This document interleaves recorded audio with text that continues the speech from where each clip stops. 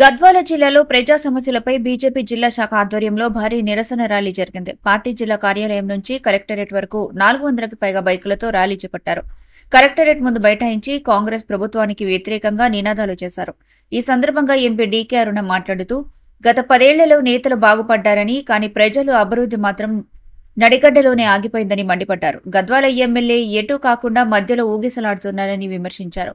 తుమ్మిళ్ల, నెట్టెంపాడు, గట్టు ఎత్తిపోతల ఆర్డీఎస్ ప్రాజెక్టులను ఇంకా పూర్తి చేయలేదని ప్రశ్నిస్తూ కలెక్టర్ బిఎం సంతోష్ కు 20 ప్రధాన సమస్యలతో వినతిపత్రం అందజేశారు. ఈ ప్రభుత్వం యొక్క వైఫల్యాలపై అన్ని జిల్లాల్లో, అన్ని నియోజకవర్గాల్లో కాంగ్రెస్ ప్రభుత్వం ఎన్నికలకు రాకముందు ఇచ్చినటువంటి హామీలపైన అయితేనేమి, ఆయా నియోజకవర్గాల్లో జిల్లాలో ఇచ్చినటువంటి హామీలపైన అయితేనేమి,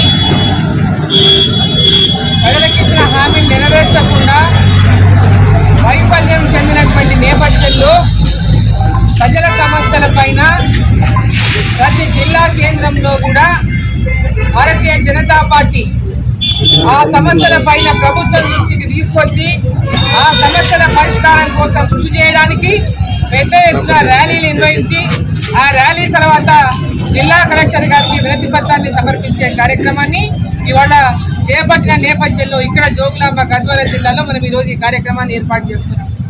ఈ కార్యక్రమానికి రాష్ట్ర పార్టీ తరఫు నుంచి ఇన్ఛార్జిగా ఉన్నటువంటి వీరేందర్ గౌడ్ గారు, అదేవిధంగా జిల్లా అధ్యక్షులు రామాంజనేయులు గారు, అదేవిధంగా స్నిగ్ధారెడ్డి గారు, మాజీ మున్సిపల్ చైర్మన్లు పద్మావతి గారు, కృష్ణవేణి గారు, రమాదేవి గారు, అదేవిధంగా బండల వెంకట్రాములు గారు, మన ఎన్నికల్లో పోటీ చేసినటువంటి అభ్యర్థి శివారెడ్డి గారు, మాజీ జిల్లా అధ్యక్షులు రామచంద్రారెడ్డి గారు, అదేవిధంగా పెద్ద ఎత్తున విశేష ప్రతి ఒక్కరికి పేరు పేరున మన కార్యకర్తలకు అందరికీ కూడా ఈ సందర్భంగా నేను మీడియా మిత్రులకు